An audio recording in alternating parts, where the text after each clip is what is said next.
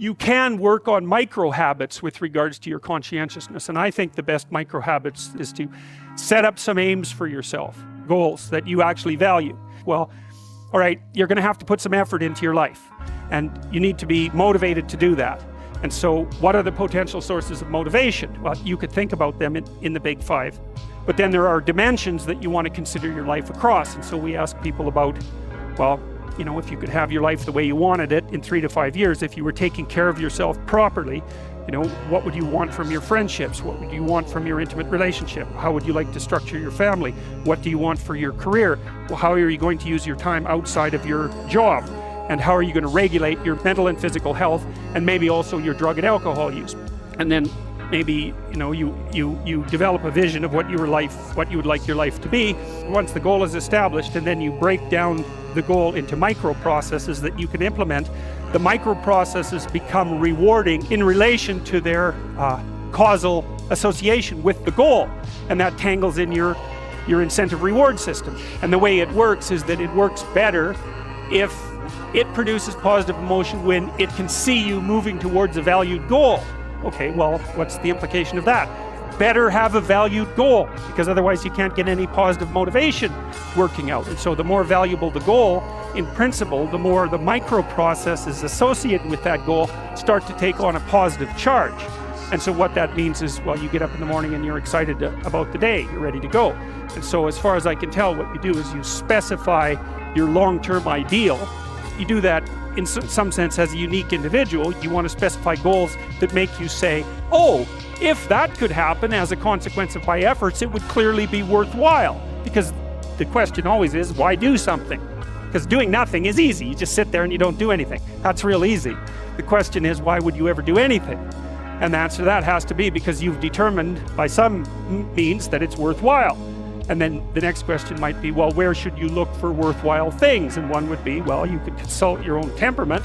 And the other would be, well, you kind of look at what it is that people accrue that's valuable across the lifespan. So you do a structural analysis of the subcomponents of human existence. And you need a family, you need friends. Like, you don't need to have all these things, but you better have most of them. Family, friends, career, educational goals, plans for, you know, time outside of work, attention to your mental and physical health, etc. You know, that's what life is about. And if you don't have any of those things, well, then all you've got left is misery and suffering. So that's a bad deal for you. But once you set up that goal structure, let's say, and that's really, in many ways, that's what you should be doing at university. That's exactly what you should be doing, is trying to figure out who it is that you're trying to be, right? And you aim at that. And then you use everything you learn as a means of building that person that you want to be. And okay, number one, specify your damn goals, because how are you going to hit something if you don't know what it is? That isn't going to happen. And often people won't specify their goals too, because they don't like to specify conditions for failure. So if you keep yourself all vague and foggy, which is real easy, because that's just a matter of not doing as well, then you don't know when you fail. And people might say, well, I really don't want to know when I fail because that's painful. So I'll keep myself blind about when I fail. That's fine, except you'll fail all the time then. You just won't know it until you've failed so badly that you're done. And that can easily happen by the time you're 40. So I would recommend that you don't let that happen. So that's willful blindness, right? You could have known, but you chose not to.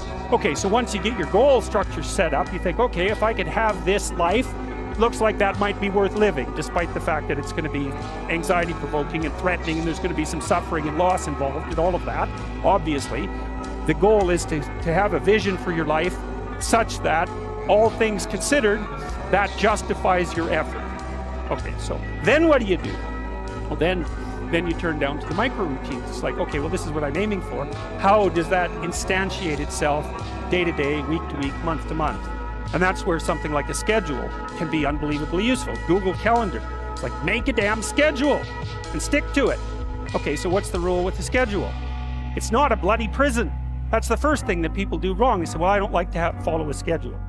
It's like, well, what kind of schedule are you setting up? Well, I have to do this, then I have to do this, then I have to do this, you know, and then I just go play video games, because who wants to do all these things that I have to do? It's like, wrong. Set the damn schedule up so that you have the day you want. That's the trick. It's like, okay, I've got tomorrow, if I was going to set it up so it was the best possible day I could have, what would it look like? Well, then you schedule that, and obviously there's a bit of responsibility that's going to go along with that, because if you have any sense, one of the things that you're going to insist upon is that at the end of the day, you're not in worse shape than you were than at the beginning of the day, right? Because that's a stupid day. If you have a bunch of those in a row, you just dig yourself a hole and then you bury yourself in it. It's like, sorry, that's just not a good strategy.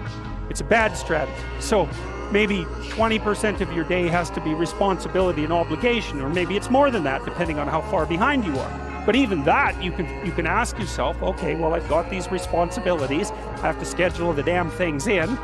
What's the right ratio of responsibility to reward? And you can ask yourself that. Maybe you do an hour of responsibility and then you play a video game for 15 minutes. I don't know, whatever turns your crank, man. But, you have to negotiate with yourself and not tyrannize yourself. Like you're negotiating with someone that you care for, that you would like to be productive and have a good life. And that's how you make the schedule. It's like, and then you look at the day and you think, well, if I had that day, that'd be good. Great. And you're useless and horrible, so you'll probably only hit it with about 70% accuracy, but that beats the hell out of 0, right? And if you hit it even with 50% accuracy, another rule is, well, aim for 51% the next week, or 50.5% for God's sake, because you're going to hit that position where things start to loop back positively and spiral you upward.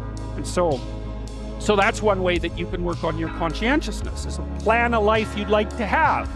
But, my point is that you have to understand that you're not your own servant, so to speak. You're someone that you have to negotiate with, and you're someone that you want to present the opportunity of having a good life to. And that's hard for people because they don't like themselves very much. So, they're always like cracking the whip and then procrastinating, and cracking the whip and then procrastinating. It's like, God, it's so boring and such a pathetic way of spending your time. And you know what that's like, because you probably waste like 6 hours a day. It's painful to understand how much of what you're doing isn't productive. So I'll give you an example. So I've done this a couple of times with classrooms full of students. Usually when I'm lecturing about career development, say, okay, how much time do you waste? So then I get the class to vote. How many of you waste 10 hours a day? It's like 10% of the kids will put up their hands. And it's interesting because I don't define what constitutes waste. I just ask the question. So they're diagnosing themselves, right? I'm not saying you're wasting 10 hours a day. I'm just asking. It's like, given your own attitude, how much time are you wasting? 10 hours a day. It's like 10% of the people put up their hands. Well, when you get to like 6 hours a day, 80% of the people put up their hands. It's like, okay, 6 hours a day. It's 42 hours a week. So let's call that a work week, 40 hours a week. So that's a work week. Let's say, what's your time worth? You're a university student. Well, it's certainly worth minimum wage, because obviously, but it's worth way more than that, because if you spend a productive hour when you're 20, then you gain the benefits of that hour for the rest of your life. So there's the compounding effect of time spent when we were young. So I say, well, let's assume your time's worth $50 an hour. That's $2,000 a week you're wasting. It's $100,000 a year. It's like, how much better would your life be if you weren't wasting $100,000 a year? It's like, what is that over 40 years? $4 million. It's like, you're rich. You don't even know it. Quit wasting time. By your own definition. It's like people shake their heads. Well, I never thought about it that way. It's like, yeah, think about it that way. Don't waste your damn life. And then you think, well, why would people be resistant to that message? It's like, well, you really want to wake up and figure out that you're wasting half your life?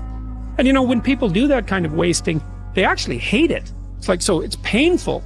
It's painful to recognize that. Then it's painful to think, oh my God, look how undisciplined I am. I don't know anything. I can't use a schedule. I can't stick to a calendar. I don't have any aims. I don't know anything about the world, right? And maybe there's a part of me that's bitter because I haven't got everything already. And I'd just like to say, to hell with it. That's the recognition of the Jungian shadow. It's like, that's what makes you vicious and untrustworthy. All of that. No one wants to look at that. And no bloody wonder. But hey, the alternative is worse. God bless you. To get daily motivation and help with mental optimization and more, subscribe to my newsletter by clicking the link in the description.